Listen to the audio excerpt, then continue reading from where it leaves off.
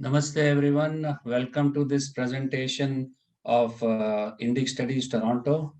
Today the topic is a Brazilian perspective of Dharma, and our speaker today is Shri Amrtananda Das Ji. Amrtanand Ji practices Sanatana Dharma in Brazil and is a student and teacher of Yoga, Ayurveda, Jyotish and Samskritam. He also conducts travel tours from Brazil to many states in India. So welcome Amrtanand Das Ji, and please continue. Thank you. Namaste to all. Om Shri Gurave Namaha.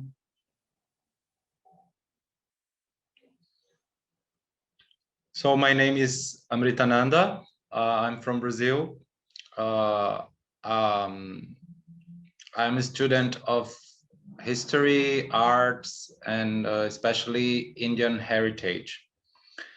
I made a TTC, a teacher training course in Hatha Yoga and Vedanta in the line of Swami Shivananda in 2008. And 2009, I went my first time to India. There I studied more about yoga and Jyotish. And when returned, I keep studying more. I made a Ayurveda course with Dr. Adriana Pissetti from Brazil, and Jyotish with Bernadette Menezes, Banumati Devi, also a Krishna devotee from Brazil. And I got Harinama and Diksha in the Gaudiya Mata Vaishnava Sampradaya from Srila Narayana Goswami Maharaj with his Siksha guru, my Siksha guru, his Siksha disciple, Srila Bhaktivedanta Vana Goswami Maharaj, that is a sadhu from West Bengal, that he comes to Brazil twice a year to preach Harikatha. I also study other traditions of Sanatana Dharma, especially Shri Vidya, a little bit of Shaiva, Agamas, Tantra. I'm a deep lover of Indian heritage and Itihas, Puranas. So I always try to study about India and Bharatiya heritage. So today I prepared a topic. I was honored for being invited to talk to this audience of Indic Toronto, Indic Studies of Toronto. So I prepared a perspective of a Brazilian towards Dharma. So I'm from Brazil. I have 36 years. My brief introduction, as I already did it here. So this is Brazil. Brazil is huge territory. You can put 2 Indias and 1 Pakistan inside of Brazil territory. It's huge land, but our population is similar to Uttar Pradesh. So it's big land and not so populated as India, like comparing with India. And here is my state. I live in South Brazil. You can see Paraná. Paraná is in South Brazil. It's very far from Amazon. It's very far from Rio de Janeiro and São Paulo. It's a state in South Brazil. And I live here near Iguaçu Falls, Foz do Iguaçu, in the western side of the state. So to talk about Brazil, I first need to talk about Brazilian native traditions, native people that people here call Indian. Like people say that it was a mistake, that when Portuguese and Spanish came to Brazil, and they was thinking that it was India. Today we know that it's not India, but it's the native tribal people here from entire American continent. They came from Asia, so they have some ancestry with Asian people. So they also related. You can see some similarities, especially between some tribals of Assam and Southeast Asia. So the native tribes of Brazil are very diverse. They existed in entire Brazil territory, and different languages, different religions and traditions, but mostly of them, they have a deep connection with nature and deep communitary sense. They are like a community very congregated in itself. So there is different tribes. I put some pictures here so you can see the variety of native people that exists in Brazil with different languages and cultures. And then the Portuguese arrived here in 1500. Portuguese started to colonize Brazilian land, and the native tribals, they were victims of this colonization that was very destructive to the nature and to the native people. First, mostly came Portuguese men and Spanish men to Brazil. So they copulated with native women, mostly by force, and sometimes also by friendship, but mostly by force. And that was how born the first Brazilian generation. It's a mixture of Portuguese men and native tribal women. So native people is deeply rooted in nature, in the traditions around the nature, the hunting, fishing, and congregating in society. They have a lot of dances and music, and they are very brave and strong also, but they refused to slavery. When the Portuguese tried to enslave Brazilian people, native Brazilian people, the native suicide. They didn't collaborated with slavery. So not that they are lazy or they are weak, that some people think, but they are very strong, but they refused to be slaves. So whenever they are captured by the Portuguese and Spanish, they fast till die. Like they didn't cooperate with slavery, even being beaten. So they prefer suicide. And that's why the Portuguese people started, they tried to colonize the natives. They tried to force conversions to Christianity and to do forced labor, but didn't work it well. There was a lot of resistance from the natives. So they bring the Africans. So Portuguese started to bring African slaves to work in Brazil and started a huge human traffic. Is one of the shameless chapters in the world history, that millions and millions of Africans were enslaved and sold, and most of them came to Brazil. So they were bitterly tortured. Here you can see a real picture of African slave that have a lot of scars because of the beatings, and they used to work in all kinds of labors in the cities, in the farms. They do all the heavy work. So Brazil started like that.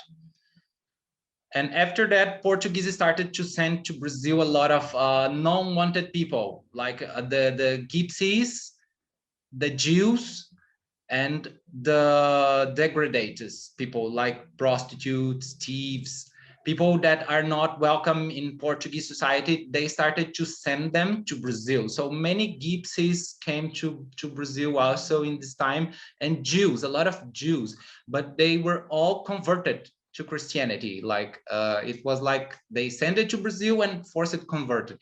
So you can find a lot of gypsies here that we know that gypsies, they originated in India.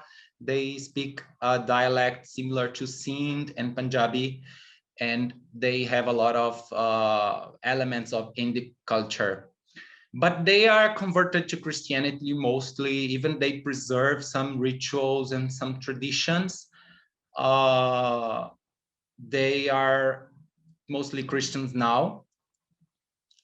and they are also part of Brazilian ancestry. And after that, Brazil received a lot of immigrants from Italy and Germany, Poland, and even Japan after World War. Most of them as refugees. They came as poor farmers escaping for World War and came to Brazil. And my mother family came from Italy. Like my family, it's a mixture. So my mother family completely came as refugees of World War to Brazil in South Brazil, escaping from the wars in Europe at those times. And they came to work as farmers, mostly in the beginning, especially in the grape and wine plantations in South Brazil. So you can see a lot of, especially in South Brazil and São Paulo, also you can find a lot of immigrants from Italy, Germany, Poland, and even Lebanon, Syria, Japan, and you can find different populations from migration. So Brazil became a huge syncretic culture, a huge syncretic religions and traditions. Even the majority population is Christian, in those times Catholic Christians, but they still preserved a lot of syncretism. Like the African slaves and the native people and the gypsies, all of them contributed a lot for the religious identity of Brazil. So most people here, especially the Catholics, they are a little syncretic with African religions. And if you go to African religions in Brazil, you will note that there is a lot of syncretism with Christianity also. So it's kind of mixed. We have Umbanda, that is the most popular African religion here, and Candomblé, that is more popular in Northeast Brazil, but is also have everywhere. And it's quite common, and people do a lot of rituals and worship of many African gods and goddesses. And it's not exactly like Hinduism, but it reminds sometimes some things. And it's quite popular here. You can find a lot of Umbanda and Candomblé centers around Brazil. And even many Christians that mix it, like my mom. My mother was a Catholic woman, but she also frequented African religions, gypsies, spiritual healers, and that was part of my background. And also here is quite famous the benzedeiras, the spiritual healers that is usually old women that do blessings on people. My grandma, she's a benzedeira also, and they are like spiritual healers that they use plants and water to do prayers and blessing people. And people, even the Christians, many people, they believe in benzedeiras even today. It's you can find some benzedeiras around. And here you can find also a quite interesting and strange phenomenon that is Spiritism. We call here Spiritism, but is a religion that came from this French guy, Allan Kardec. Allan Kardec, he was from French, and he studied Vedas and Hindic religions, but he created a Christian version of it. Like they believe in karma, they believe in reincarnation, they believe in soul and contact with higher spirits, but they base it on Bible and Jesus. It's quite a strange phenomenon, but it's quite popular here, and many people are spiritists in Brazil that they believe in Jesus and Christ, but they also believe in karma and reincarnation and contact with higher spirits. And it's quite famous, it's quite popular here. You can find a lot of mediums, and I studied with them when I was young. I born in a Catholic family, as I told before. My mom was quite open for other religions. So I also have some background from African religions and gypsies, but I completed my Catholic studies. I have deep faith in God since my since I was a child, and I did all my Catholic studies, but I never felt any spirituality in it. Like, it was quite of dry.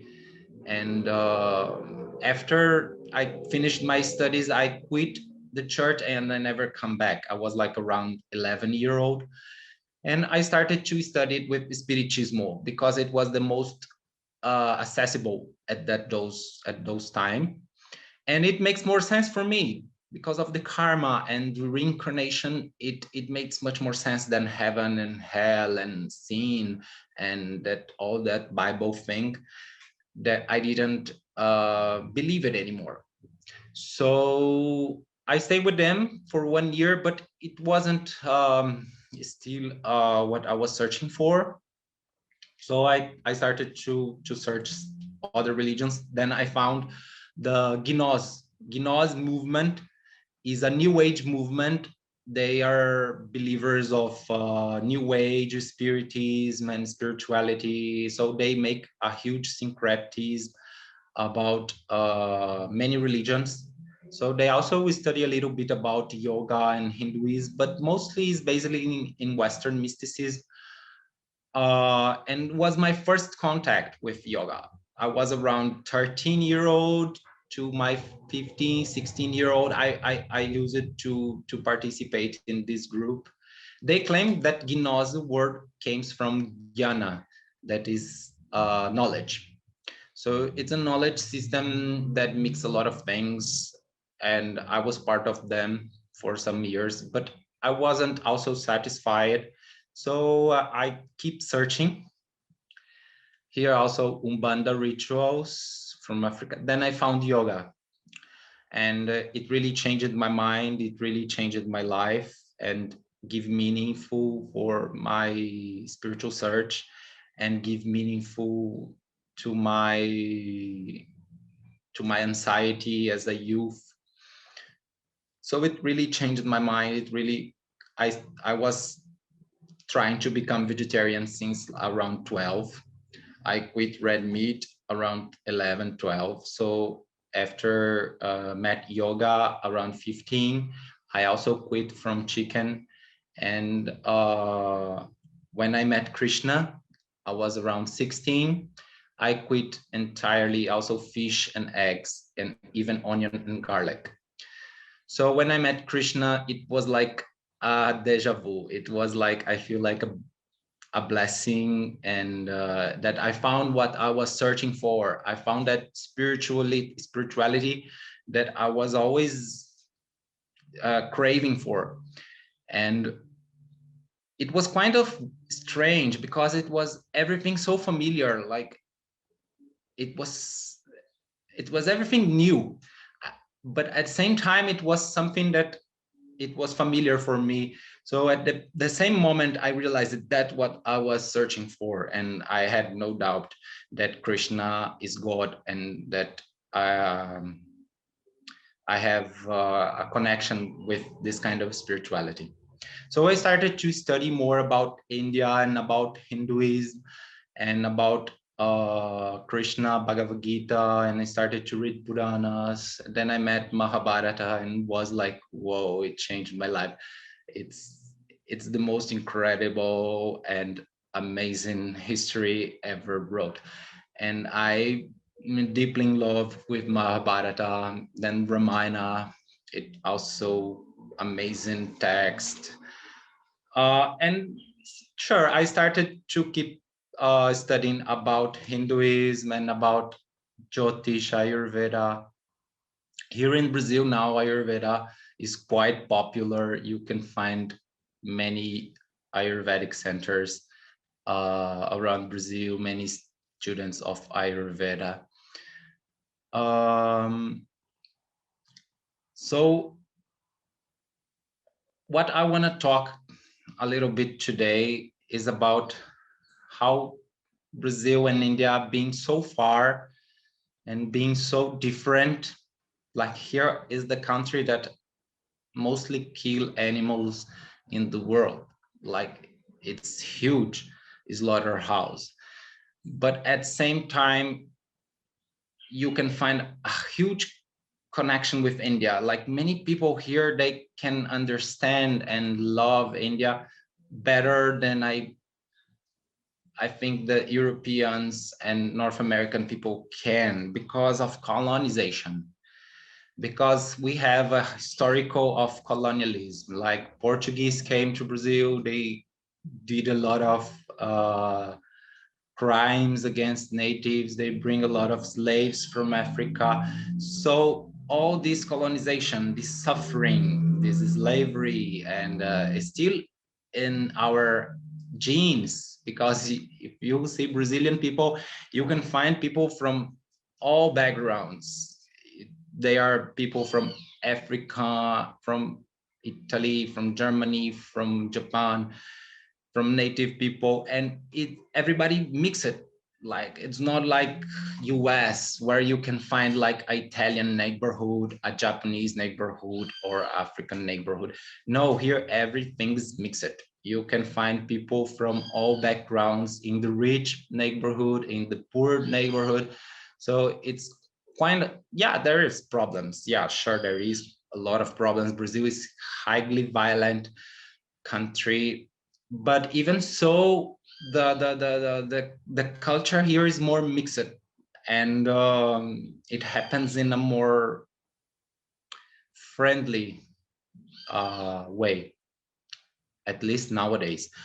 So this gives a Brazilian people some kind of sympathy for India, some kind of connectivity with India, like as if we have a similar historical background, and that these maybe these, I don't know, you know, I will tell something that is quite polemic, that in Brazil it's huge number of women that relate with Indian men. Brazil embassy gets a lot of requests from couples, from mostly it's Brazilian women and Indian men, and it's huge. You go to Facebook, Instagram, and search for groups Brazil India, you will see a lot of Brazil India groups, and they are full of romance between couples, and sure, a little bit because of Bollywood created a lot of attraction in Brazilian people.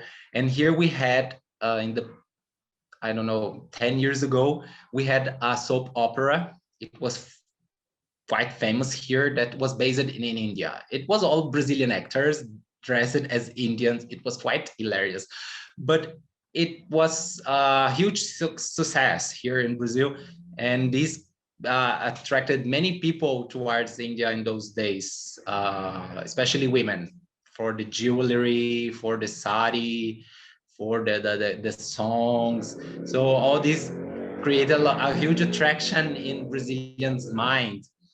Also, one thing, maybe, I don't know, it's my speculation, but maybe because in India, like people like fair skin, nah? It's kind of a fashion, and kind of charming if you are fair by media, especially by media.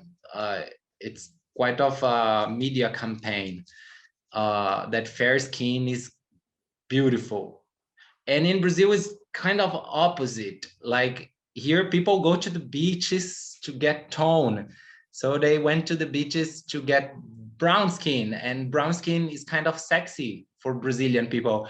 So maybe because of this, that you can find a lot of Brazil and India romance.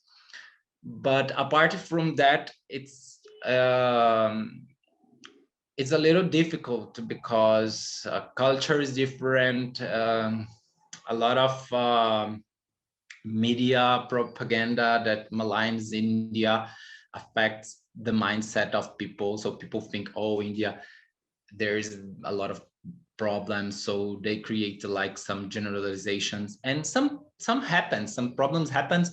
Some guys that cheat women in internet and ask for money, and especially old women that in Brazil that are romancing with Indian youth sometimes, and it's for visa and money, but they get deluded with that, and after they get the real sense and they complain, oh, Indian men are like that.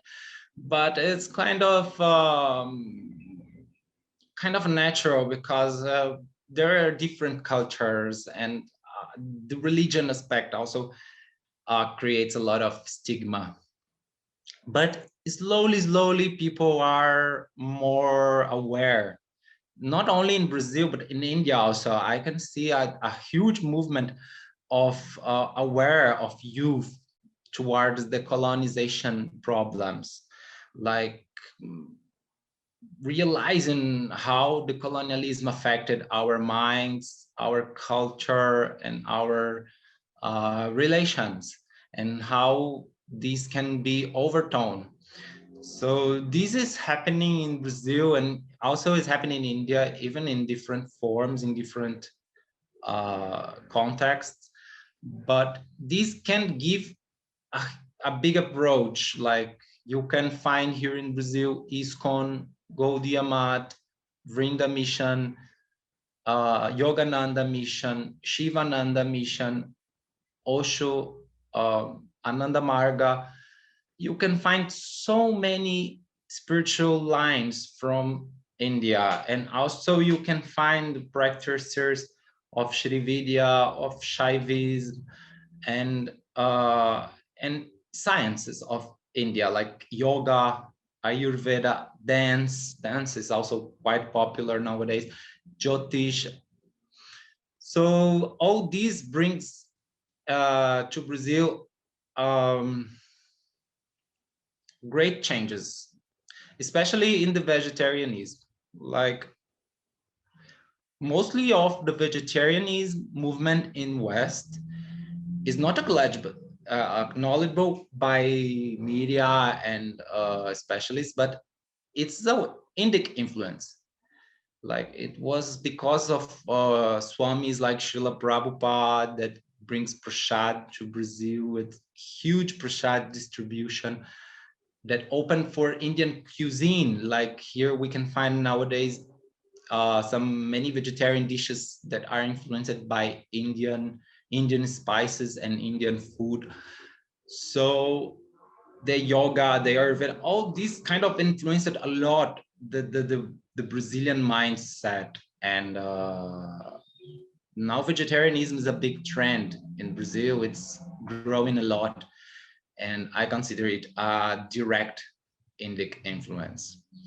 And as I was telling before, that religion is Spiritism also. Like they believe in karma and reincarnation. It's a direct Indic influence. If you study the Allan Kardec biography, you will note that he studied the Vedas. So it was a kind of a Christianized version of Vedic Hindu philosophy. So they put, okay, reincarnation and karma, but they put the Bible in front and Jesus. So it's kind of like a way to make, okay, you were attracted to India, but look, here we have a Christian version of it. So it's kind of fun because it happens in many aspects. And yeah, Brazil is a Christian country, so it's nothing much can be done. And I see many Indians sometimes complain about ISKCON, that ISKCON portrays Jesus as avatar. And I'm not from ISKCON, just to let it clear, but I have some feelings for ISKCON. I participated, I have many friends there. And I think it's quite kind of a natural that it's the approach that was necessary for the Western mentality. So most of people here, they need some kind of comparison so they can relate and feel more comfortable. But if you study deeply for even ISKCON books, you will see that it's based in Hindu spirituality, in Veda and Purana, in Gita, and not in Bible. So that for me, it's kind of more authentic. But yeah, there is some institutional problems in any mata, in any institution. You can find some similar narratives in other in Hindu gurus. It's kind of like a formality for the communal peace. But nowadays is not always good, because sometimes implies also in being submissive, because Abrahamical religions, they are the root cause of colonization. They are the root cause of a lot of atrocities committed in many nations around the world. And it's kind of difficult for me. I don't like, really. I left Christianity when I was 12 and never come back. I don't hate Christians. I have nothing against them, but I don't like Christianity. I reject it. For me, it's not meaningful. So I quit the church and I never come back. So when I came to Indian gurus and they try to, oh, but Jesus is the same, and oh, the Bible is also, I kind of feel weird. Like, really? Did you read the Bible? I don't think so. So that's my perspective, that this exists. This is a big challenge that the Hindic spirituality have while crossing the borders of India, and even in India today, because the colonization in India, it was quite damageful, and it's still going on. Missionaries is still trying to convert the tribals communities, and influence in politics, in media. If you check the media, many churches, they own Indian media, they own, that's why you can see a huge influence of Christian and Islamic ideas in mainstream media, even in India. So it's kind of, I think I call it a Kali Yuga effect. It's what happens in Kali Yuga according to Shastras. So it just gives me more faith in the Shastra, that all that is wrote there, it's quite accurate. But it's kind of confusing sometimes, because even like myself, I work for awareness of the Brazilian audience towards the Indian history, Indian heritage, because mostly because the history and heritage of Hindus are not portrayed well. They are portrayed in the colonial sense, in the colonial perspective, from the colonization perspective. So it's full of exaggerations and distortions, and it's a lot of bad and negativity propaganda against India and Hindus. So I try to do some change, and I try to from social media especially, and I also working in some books now for awareness of especially the Westerners, because Indians are awakening by themselves. I am learning from Indians awakening, but I think I can make a bridge between Indian and Western mindsets. So I have my Facebook, my YouTube channel, and I try to give this perspective of colonization and what the Brahminical religions did, and how can we debate these ideas in a good way for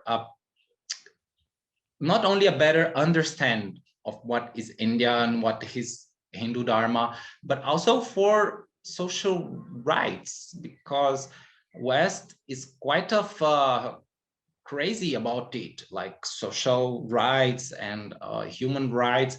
But when you came to Hindu rights, it's neglected completely. You will find like people deny Hindu genocide.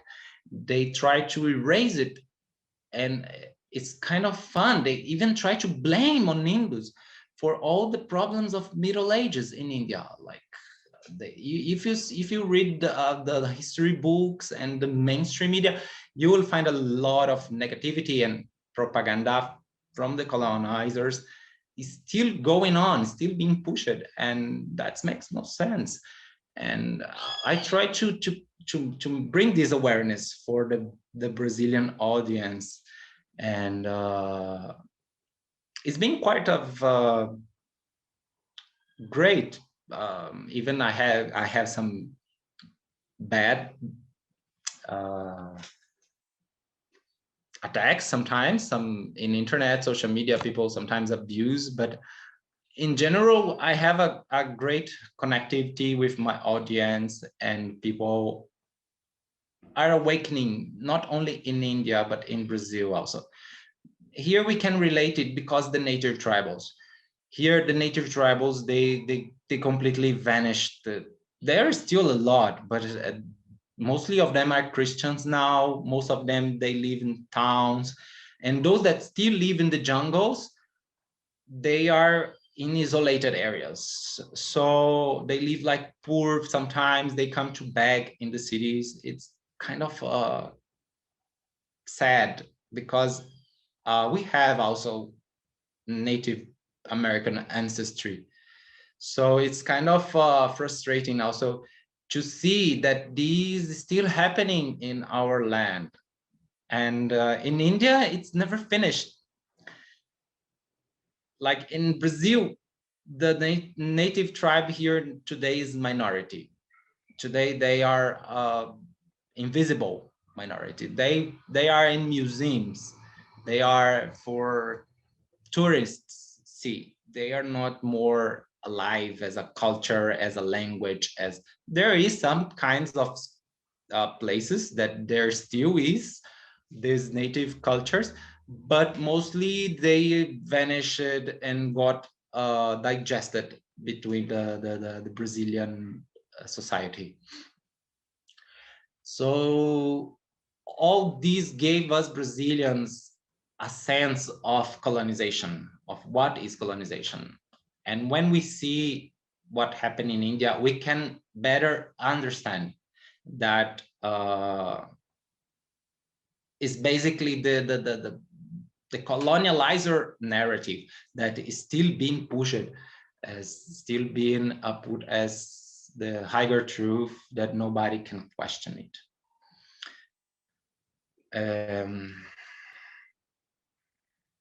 So I think I already talked a lot.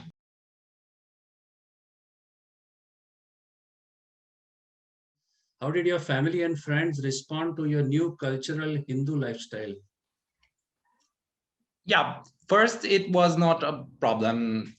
As I said, my mom was quite open. Like if was other families, maybe they could have more issues, but my mom was quite open for African religions and gypsies. So she was kind of happy that I was searching my spirituality. She never questioned anything. My father was kind of not religious person. He is a Christian, but he goes just for formalities, and he says that he believes in God, but he's not a practicing Christian. Like many Catholics here, they are not so practicing anymore. So there was no problem. It was kind of well received by my family, especially because it was my teenager time, and you know, teenagers used to have a lot of problems, and I was kind of confused and depressed. So when I found Hindu spirituality, they see the change. So they see that I was happy, that I was healthy, that I was better. So they kind of like it. They kind of supported me.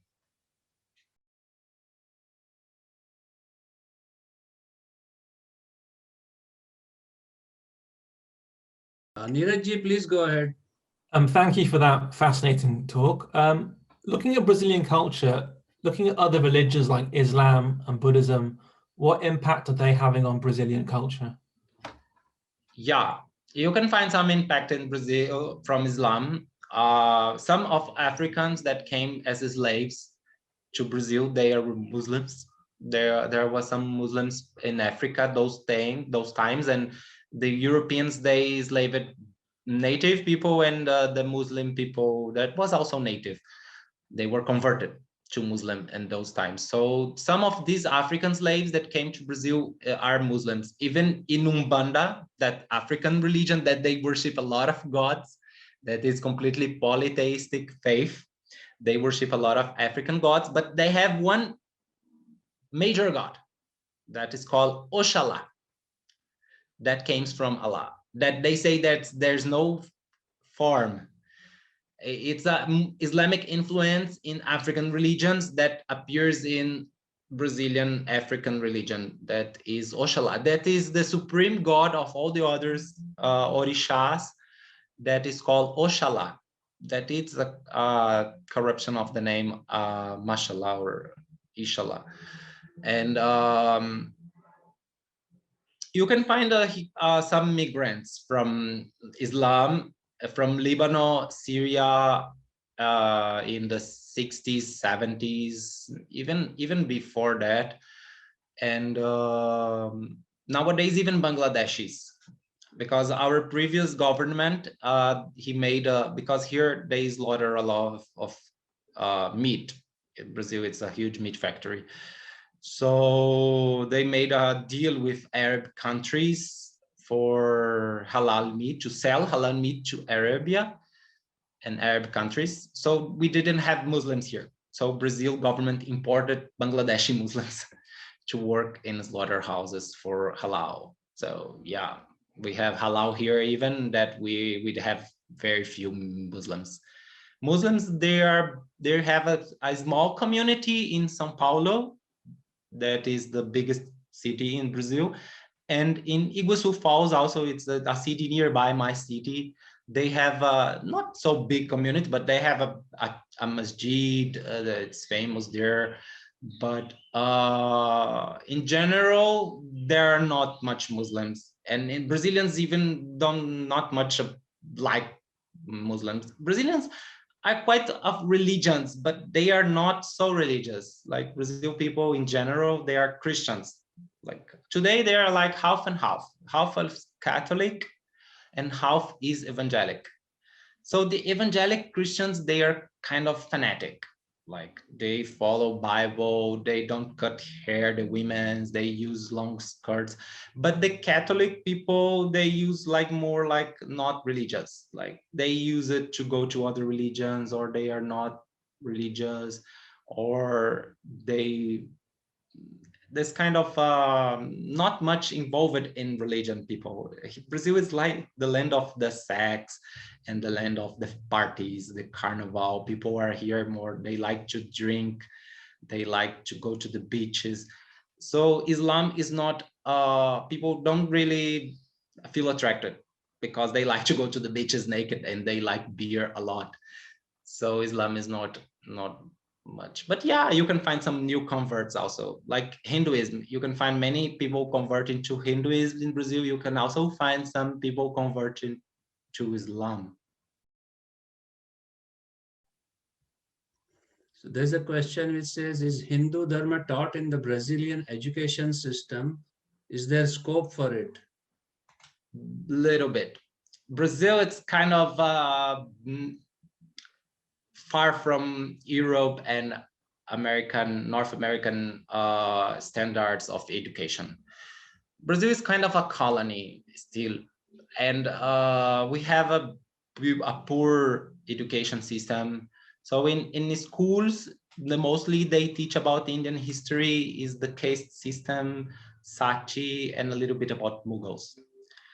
And even in graduations, universities, you can find only one big university in Brazil that gives Sanskrit and history of India course in São Paulo, in USP, University of São Paulo.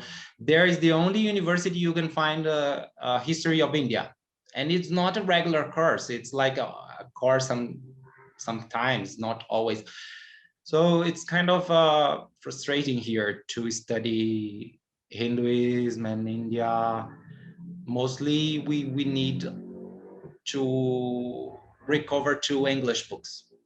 That's why it's people here get only the superficial, like ISKCON, like people, Ananda Marga, that's quite popular here because they send a lot of monks to preach here. But it's kind of difficult for you find the scriptures even in English, in Portuguese. Like you won't find a good translation of Ramayana, of Mahabharata in Portuguese. There is bad translations, short translations, synthetized, but not completely full translations. That is quite of a problem. There's a question which says, do you think D. Rose yoga practice is tightly connected with Indian yoga practices? Or according to you, is it the result of some kind of syncretism? Both things happened. Here you can find many people that practice yoga, that do mantra, and do japa, and do some sadhana, have some guru. You can find a lot from many kinds of yoga, many kinds of gurus. But you also can find a lot of people that practice yoga as a gymnastic, or they like the Indic stuff, but they don't follow anything. And others that even do worse, that like syncreties, like Christian yoga, beer yoga, naked yoga, this kind of weird, bizarre things that happens in West. Like here, a problem here that is happening now, it's Tantra. Because Tantra, it's becoming erotic massage. Like people are selling erotic massage, name it as Tantra. And it's kind of not so bad because they seems to have some respect for India. They say they worship Mother Devi and blah blah blah, but they don't really follow Tantra, because Tantra is not a massage in the sexual organ. And what it's becoming now, and you can find a lot of tantric therapists that do masturbation basically, and it's kind of go into the minds of Western people. Oh, Tantra is sex. Tantra means sex. That is the worst determination that is happening now. Similar that in India, that they call tantric as black magic. Like tantric is black magic, and those that do evil things. No, here they do different, but also bad propaganda about Tantra, that is sex. So that is the worst part. Yoga, mostly of yoga centers here are kind of cool regarding Hinduism. They chant Om. Usually they don't do much more than asanas and pranayama, but they chant some mantras. They have some namaste. So it's not so bad nowadays, yoga, because there is a lot of good yoga centers.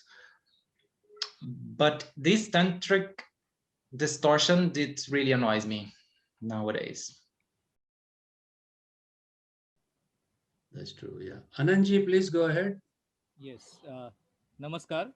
Namaskar. Thanks for a very enlightening session. Thank you. Right in the beginning, you had talked about a religion called as Konor or Konora, something like that, which was a combination of Hinduism and Catholicism. Can you please shed some more light on that? You mean Spiritismo? You had said Canoro or Canora, and you had also shown a slide along with that. Candomblé. Maybe you had shown a slide also. Yeah, I talked about it, three African religions. Two is African religions, and one is not really African, but people associate. It's Umbanda, Candomblé, and Spiritismo. Spiritismo is from French. It's a French guy that he studied Vedas, and he gets some ideas from the Vedas, like karma and reincarnation, but he created a new religion called Spiritismo that is based on Jesus and Bible, but they believe in different things like karma and reincarnation. So this is the Spiritismo that is quite popular here. The other African religions, they are more like ritualistic religions. They are deeply rooted in Africa. They use drums and they chant some hymns and they dance and they do offerings for the African gods. That is called Orisha. There are many Orishas like Yemanja, Oshun, Oshosi, and these goddess and goddesses, they are worshipped by these religions, Africa, Umbanda and Candomblé. You can find some similarities between Umbanda and Candomblé with India, but is not exactly the same thing because it's from Africa. Even you can find some similarities because the gods, many gods and goddesses, and the offerings, you offer food for the gods, you offer fruits, flowers. It's a little similar, but I also do incorporations. That is not so common in India. I know that I have some sects, I think in Tamil Nadu in Malaysia, that they also do incorporations, spirit incorporation. Like in Umbanda and Candomblé, they believe that they received the spirits of the gods in their body. So they transform in the gods. So they dress as the gods and they dance and enter like in spiritual trance, and they receive these gods in their bodies. It's most connected with Africa than with Indian religions. We have a question here which says that, do you have a formal system of conversion in Brazil to Hinduism? ISKCON and Gaudiya Mata are the main converters. Nowadays, more Gaudiya Mata than ISKCON, because ISKCON was popular in the 90s, 80s, 90s. And now Gaudiya Mata is quite popular. Many gurus of Gaudiya Mata are coming to Brazil and preaching in Brazil. They do Harinama and they give Harinama and do Harikatha. So they are converting a lot. Like Srila Vana Maharaj, my Siksha Guru, he came to Brazil twice a year. Every January and July, he comes to Brazil and he converts many people to Vaishnavism. But not all stay. Like people, like, as I said before, people here are kind of like, they are attracted to spirituality. They like spirituality, but they are not religious.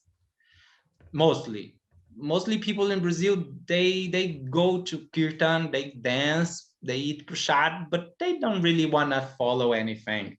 They don't really want to follow sadhana or guru. Some of them want, but it's not all. The most people that came, not all stay. They came, dance with devotees, then go. But yes, there is some gurus that convert, give diksha mantra, give a name in Sanskrit. Ananda Marga is quite popular here. They have a lot of centers around Brazil.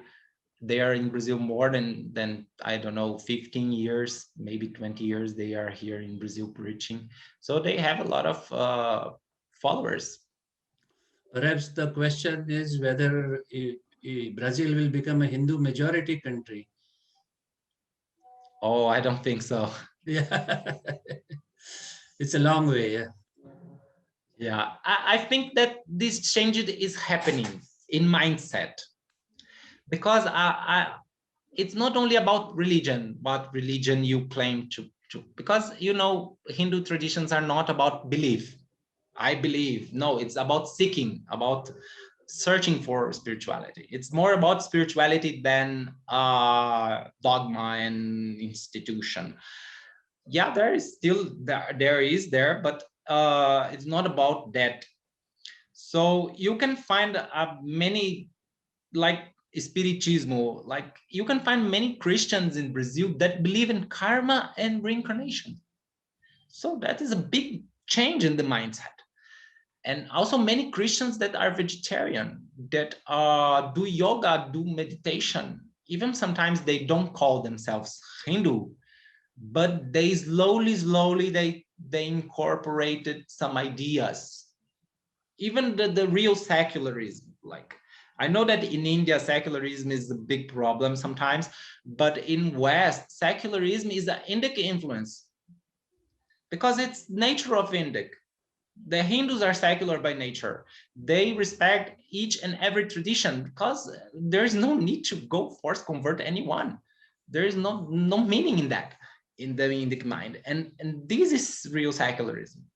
Like, live and let live.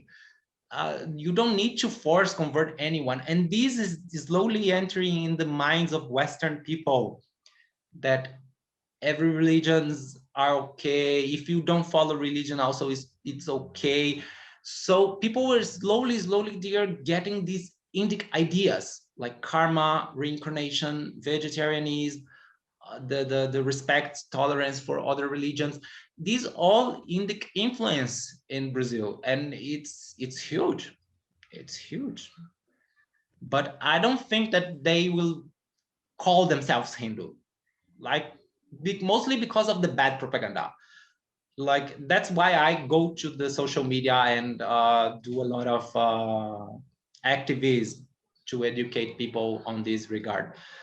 But it's not so easy. There is a lot of bad propaganda that they associated Hinduism with bad things, and they in their minds. So it's kind of frustrating sometimes. So they are getting converted to Hinduism without knowing. I think that maybe that's possible.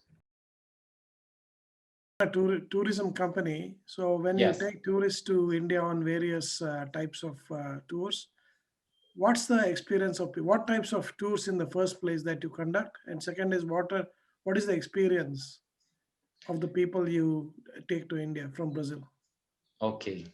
Yeah, I conduct tourist travels in North India, that we visit like Rishikesh, Amritsar, Agra, sometimes Varanasi, and the Rajasthan cities, Jodhpur, Pushkar, Jaipur, Jaisalmer, and usually people love.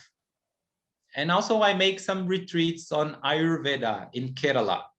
We go to Kerala for Ayurvedic retreat and do massage, and it's kind of amazing.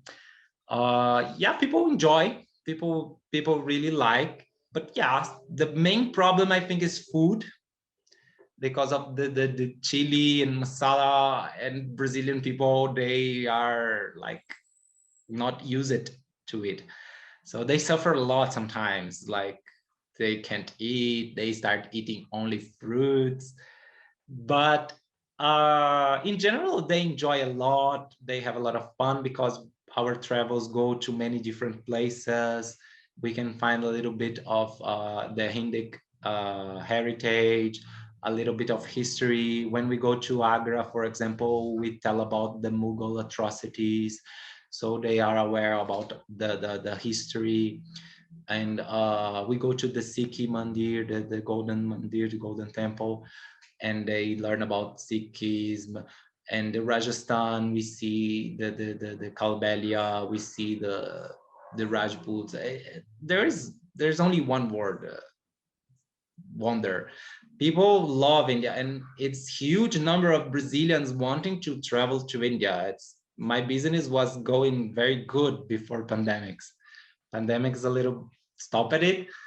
But I hope soon next year we can return with tourism to India. Also, Alex Ji, one more thing about yourself. You told us that you conduct classes, various type of classes in your hometown. Can you please elaborate on that a little bit? Yeah, I give Hatha yoga classes.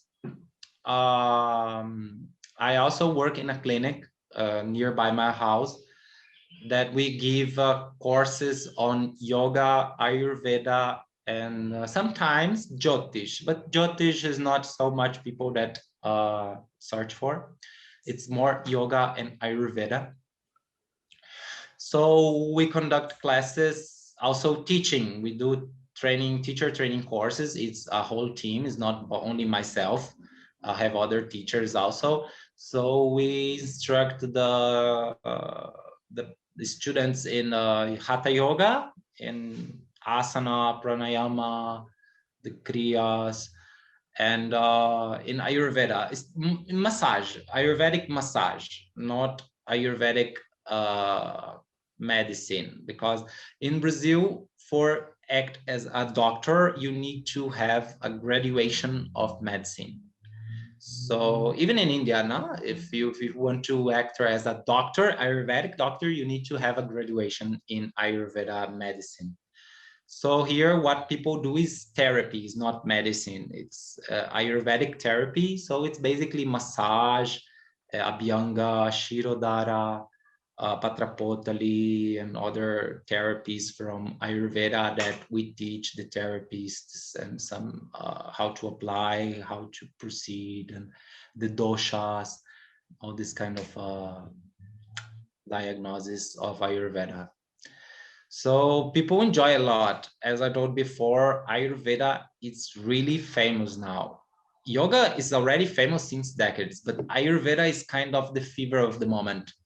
So you can find many people studying Ayurveda.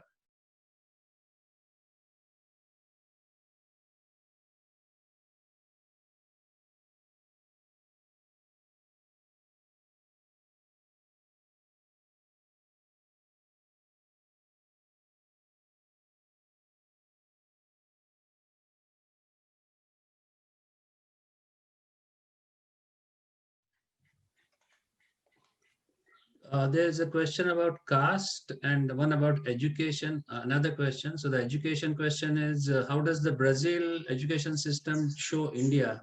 Because in India, they just tell us about the rivers and forest of Brazil. Yeah. India is kind of neglected in history books. You will find very few mentions about India, and basically generalizations like caste system, a little bit about Sati, a little bit about the Mughals.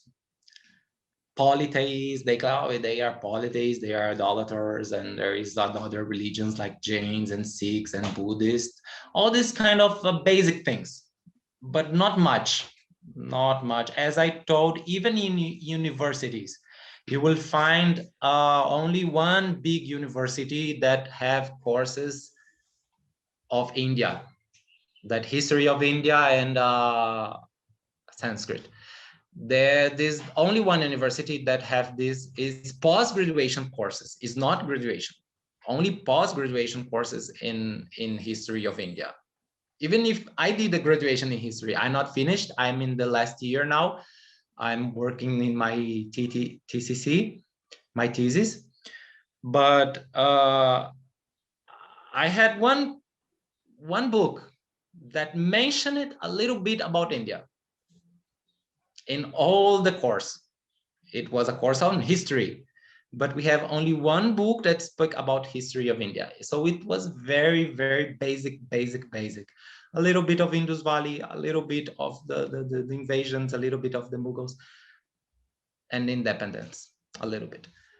So it's kind of frustrating, because if you really want to study India heritage, Indic story, culture, you will need to learn English. In Portuguese, you won't find many things, and it's a problem, because in general, Brazilian people don't speak English. People here, some people speak, but it's not common. Mostly people here speak only Portuguese. And you have to be careful about English books because many of the translations are colonial, so they may be wrong. Yeah, that's another problem. Yeah. Padminiji, go, please ask your question. Good evening, and that's been a very hearty information, so much about Brazil that you're telling us, especially from our own perspectives of India and culture. My question is related to, a lot of studies that happen in the global environmental thing. So we learned so much about Brazil mostly because of, the kind of forests that are being cleared and the kind of metamorphosis that is happening in the topography of the country, which is affecting, the climatic conditions of the whole globe. So even in the view of environment and the economics part of it, or the value systems that actually talk about what geography means in terms of religion or in terms of sacredness, how is the mention of certain values that can come from ancient systems of understanding be incorporated, to all these to these issues? Great question. Yes, we have a huge influence from the native tribal people, and even that was it was neglected many times, but still in our culture we have many names, like the name of my state. You find many names in the rivers, the geography names. It's all in native tribal languages. And they use it to have a deep connection with nature. Like if you see the native tribal people, they live in the jungle. They use it to live naked. They cover the body with mud or ashes for the mosquitoes don't bite. And they painted their faces with give like alankar, like I don't know the name in English, like put like leaves of birds. So they have a big connection with nature, and their religious traditions is still alive. You can find Ayahuasca. It's a religion from native tribals of Brazil. It's shamanic tradition that they drink juice from two herbs from the Amazon, and they mix it, and it's hallucinogenic. They drink that, and they get visions and many kinds of experiences, mystic experiences.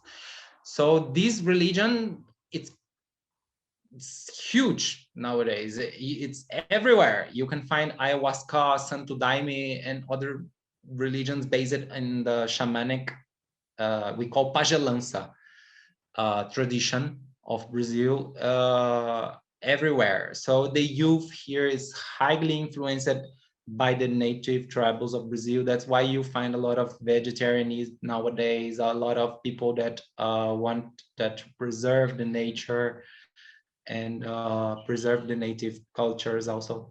So yeah, it's still there. Like we have many of these influences of the native people, but at the same time, Brazil is a huge meat factory. So the problem here in Brazil is deforestation. Like for that, they are finishing the Amazon forests. Every day they devastate huge forest land, and they plant soybeans and put bull for meat. So if the soybean is intended to be ration of ox from Europe, they import these soybeans to become like the food of the bovine in Europe. So Brazil is a huge producer of meat, or any kinds of meat, chicken, beef, and they are deforesting everything for that. It's terrible. It's really terrible, and there's nothing much that we can do about it. We quit meat. That's what we can do, and we preach vegetarianism because it's destroying entire Amazon. And if people don't stop eating beef, Amazon won't last long. It will become like small pockets of forests and for tourists to see, and that's it. Mostly it's huge farms, and that's quite of sad situation. It's a devastating feeling because this kind of difference in climatic pressures is what has caused snow and ice in places like Texas. So it's very disheartening. Yes. Everywhere. In fact, Brazil it still have forests, but Europe also was a forest in the past, but it was devastated also. So Brazil is still happening. The deforestation is still going on, and I don't know how it will stop, only if people stop to eating so much meat.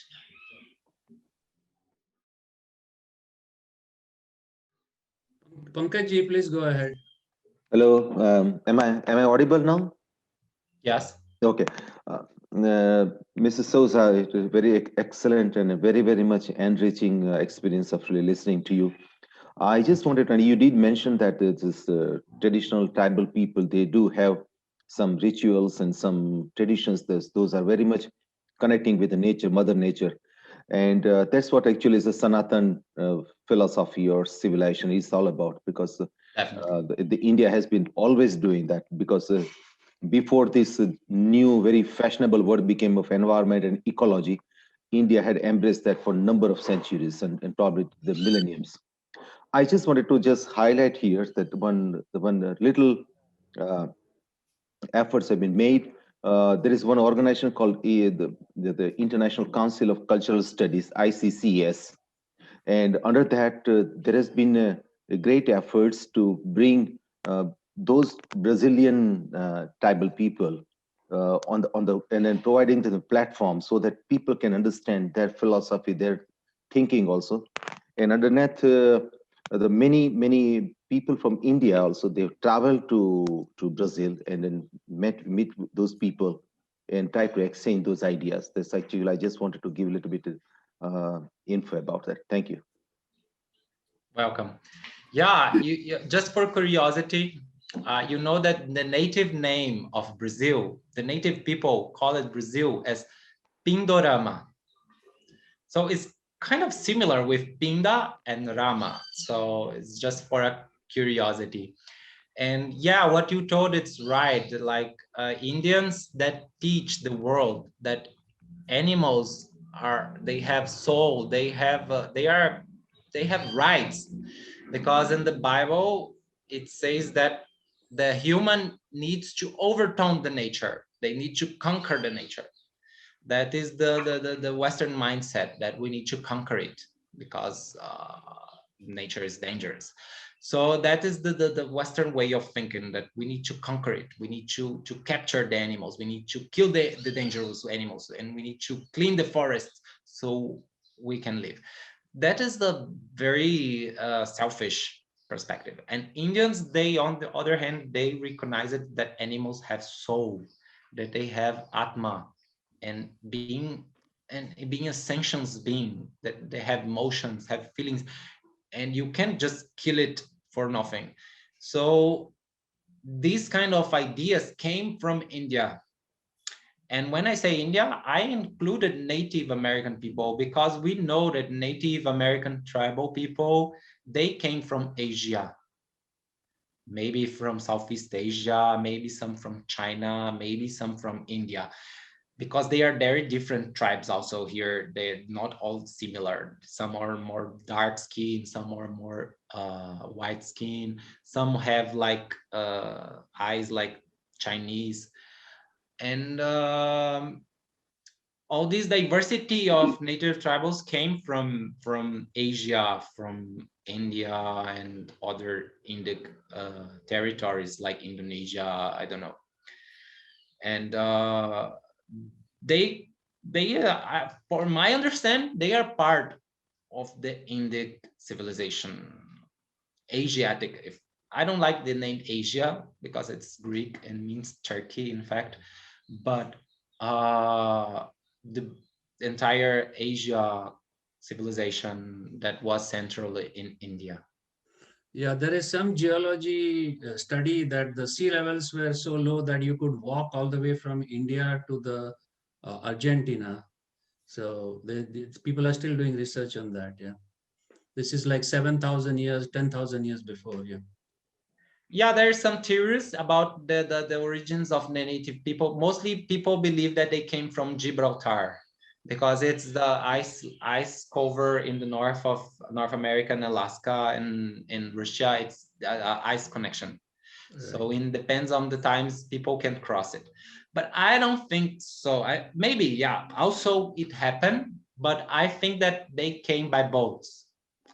I think that they had boats and they have navigation. Even this is not well acknowledged, but if you see, all the Pacific Ocean is full of native tribal people, and most of them are related with Asiatic people and American people. So you can see that there is mobility between them, these continents. So, we'll take thank you, host. I mean, I was very happy that you mentioned that, you have different people with different Asiatic features, things like that. Because a friend of mine gave me this book in Kannada written by a late professor from the Bangalore University. His name is VGL Swami. He was a botanist and he was a historian. And so this book is called, I'll give you the translation in English. It's called South America in Our Bellies. Okay, so in Kannada, it is like Namma Hotteyalli Dakshina America, which means in our bellies, there is a lot of South America. And then he goes on to elaborately explain all the kinds of crops and vegetables that came to us from South America via the colonial movement, which moves through Philippines and all the Far East countries too. And these movements, the sea route movements that happened from Europe to South America and then back to South Africa and then back to India, even rerouting through Philippines. So you see where all these things are coming from. So, and my question is, I have a whole list of vegetables that have come from South America to India. In fact, we never had all these vegetables some 200-300 years ago. There was no beans, there was no cashew nut, there was no corn, there was nothing. There was no papaya. There's no papaya. There's this whole lot of things. And I have actually completed translating that book. And I'm in the process of trying to find who the copyright owner is, and to talk to the university and to see if we can either bring it out as a book or just make it available online. I don't know. So I want to know, what is the vegetarianism, because all sorts of vegetables that we love, all kinds of gourds, all kinds of melons, and they all came to us from South America. So yes. I'm really interested in, to understand it, what exactly is the magnitude of vegetarianism in South America, if it is still... Well, people here eat a lot of meat. People here eat meat every day, but they also eat a lot of vegetables. Like the basic dish in Brazil is rice and beans, black beans. Yes. So you can find a huge variety, like, as you said, the potato, pumpkins, corn, melons, many things that came from South America and North America also.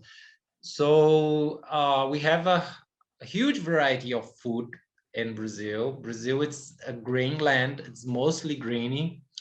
So we have very fertile lands. And in my area here, you won't imagine how fertile land is. Everything you put in the soil grows.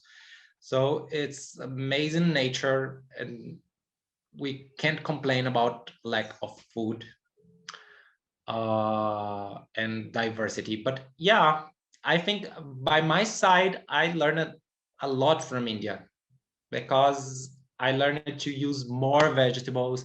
I learned to use more spices. I learned to use more varieties when I learned about Indian cuisine. Because Brazilian cuisine, there's a lot of mixtures from Italy, from Africa, from native tribals, from Portuguese. So we have different cuisine here. But the vegetarian dishes are speciality of India. So you can find in India many special vegetarian dishes, and this is incredible. You can find similar anywhere in the world. But yeah, tapioca here is quite famous. It's the native food of native people here. The fruits, usually the native tribal people here in Brazil, they use it to hunt, fish, and collect. So they didn't do much farming. They only some tapioca that they plant, but usually they collect everything from nature: the fruits, the roots, the honey, the fishing and hunting. So it was after with the European colonization that farming became like a huge process in Brazil, and still going on.